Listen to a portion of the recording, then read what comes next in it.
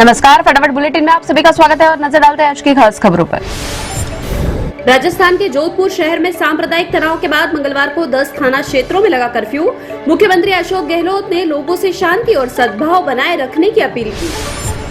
जोधपुर हिंसा पर सियासत तेज, भाजपा के निशाने पर अशोक गहलोत सरकार, कांग्रेस सरकार पर लगाया तुष्टीकरण की राजनीति करने का आरोप। केंद्रीय मंत्री गजेंद्र शेखावत ने एक ही रंग के पत्थर को लेकर उठाए सवाल।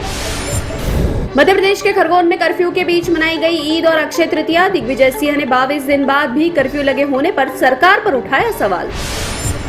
आरएसएस बिगाड़ रहा देश का पारस्परिक सद्भाव। मध्य प्रदेश में नेता प्रतिपक्ष डॉक्टर गोविंद सिंह का बड़ा बयान। कहा 2023 के विधानसभा चुनाव में कमलनाथ होंगे कांग्रेस का मुख्यमंत्री चेहरा। तपस्वी छावनी अयोध्या के आचार्य परमहंस को ताजमहल में प्रवेश से रोका। पिछली बार भी ताजमहल में प्रवेश नहीं कर पाए थे परमहंस। विरोध स्वरूप गेस्ट हाउस में अन्न जल त्याग धरन पर बैठे। प्रधानमंत्री नरेंद्र मोदी 3 देशों की अपनी यूरोप यात्रा के पहले चरण के तहत जर्मनी का दौरा पूरा करने के बाद मंगलवार को डेनमार्क पहुंचे। भारत और डेनमार्क के बीच हुए कई अहम समझौते। भारत और डेनमार्क के कोपेनहेगन में प्रधानमंत्री नरेंद्र मोदी तथा डेनमार्क की प्रधानमंत्री मेटे फेडरिक्सन की उपस्थिति में लेटर ऑफ इंटेंट और एमओयूएस को किया गया आदान प्रदान। पश्चिम महाराष्ट्र के सांगली जिले की एक अदालत ने मनसे प्रमुख राज ठाकरे के खिलाफ गैर जमानती वारंट जारी किया। 14 साल पुराने एक मामले में जारी हुआ यह वारंट। औरंगाबाद में मनसे प्रमुख राज ठाकरे पर केस दर्ज। राज ठाकरे ने लाउडस्पीकर को लेकर दिया है 4 मई तक का अल्टीमेटम। महाराष्ट्र के औरंगाबाद में किसी भी मरीज की सर्जरी से पहले उसमें कोविड-19 संक्रमण का पता लगाने के लिए आरटी-पीसीआर जांच अनिवार्य। जिला आपदा प्रबंधन प्राधिकरण ने लिया फैसला। बीएसएफ और पाकिस्तान रेंजर्स ने मंगलवार को ईद के मौके पर जम्मू क्षेत्र में अंतर्राष्ट्रीय सीमा पर मिठाइयों का आदान प्रदान किया। सांबा, कठुआ, आरएसपुरा और अखनूर में सीमा चौकियों पर बांटी गई मिठाइयां। हुंडई मोटर इंडिया लिमिटेड ने अपनी लोकप्रिय एसयूवी क्रेटा का नया संस्करण बाजार में उतारा। इसकी शोरूम कीमत 13.51 लाख रुपए से 18.18 लाख रुपए के बीच। वेब दुनिया की सभी से अपील है कि भीड़ भाड़ से बचे, मास्क पहने व सैनिटाइजर का इस्तेमाल करें। साथ ही सोशल डिस्टेंसिंग का पूरा पालन करें।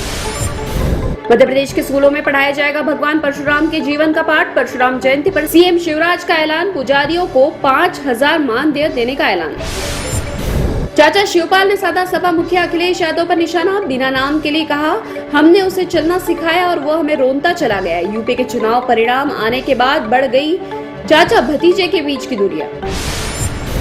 उत्तर प्रदेश के मुख्यमंत्री योगी आदित्यनाथ ने पौड़ी गढ़वाल के यमकेश्वर में गुरु गोरखनाथ महाविद्यालय परिसर में अपने गुरु ब्रह्मलीन महंत अवेद्यनाथ की प्रतिमा का किया अनावरण। इस दौरान उत्तराखंड के मुख्यमंत्री पुष्कर सिंह धामी भी मौजूद थे। मामला दर्ज होने के बाद शिवसेना प्रवक्ता संजय राउत ने साधा राज ठाकरे पर निशाना। कहा, इस तरह के मामले पूरे देश में दर्ज होते हैं। भड़काऊ भाषणों पर इस प्रकार के एक्शन हो जाते हैं, इसमें बड़ी बात क्या है। महाराष्ट्र में बाहर से लोगों को लाकर दंगे भड़काने की कोशिश चल रही है। महाराष्ट्र डीजीपी रजनीश सेठ ने कहा कि आज गृह मंत्री ने कानून व्यवस्था की स्थिति को लेकर समीक्षा बैठक की। हमने पुलिस को निर्देश दिया है कि किसी भी स्थिति में सुव्यवस्था नहीं बिगड़नी चाहिए। जो भी व्यक्ति व्यवस्था को बिगाड़ने की कोशिश करेगा उस पर कड़ी कार्रवाई होगी।